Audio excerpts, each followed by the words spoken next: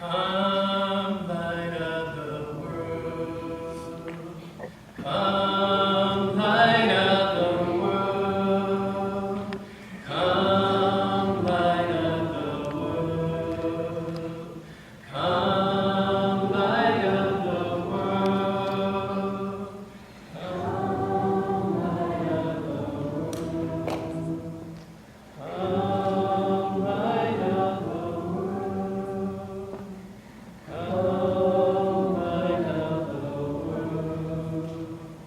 Come, light of the world. Thank you, God, for your presence here. May these lights remind us of your presence in times of grieving and times of remembrance. In your name we pray.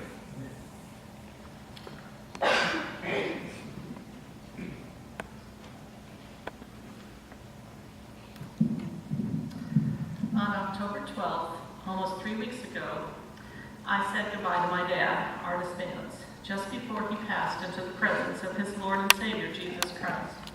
He was 90. We honestly expected him to live to be 100, and so this was a surprise that he was only 90. Last April, we threw a big birthday party for him and wore these t-shirts that my niece designed, and they say 90 years blessed, Artis Vance legacy. Little did we know how true those words would be.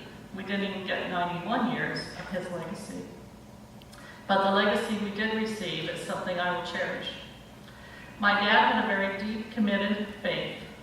His parents had grown up in Christian homes, but they weren't believers themselves and didn't go to church until my dad was 9 or 10. After that, though, they became very involved in a small rural Nazarene church close to their farm, which I remember visiting as a child. On the other hand, my parents always went to church, taking me and my 4 siblings every Sunday morning, every Sunday evening, every Wednesday evening. But beyond going to church, my dad lived out his faith in very real ways. He was always interested in Wycliffe Bible translators and even applied to be a missionary.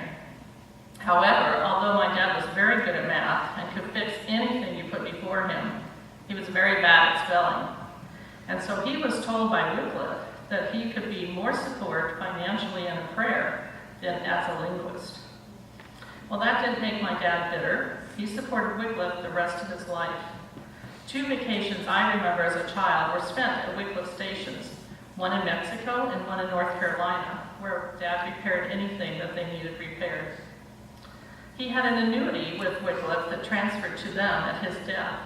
But as my sister looked over his bank accounts recently, she discovered he didn't keep the annuity payments to himself, but rather even donated them back to Wycliffe, even though he could have used the money. My dad lived simply and frugally, doing without so he could generously give to others.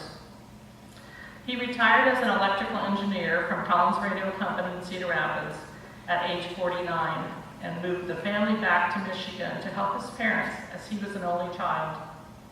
By working odd jobs, only part-time, he had time to devote the next 41 years to serving at his church as Sunday school teacher, deacon, treasurer, youth group leader, and did a lot of building and construction.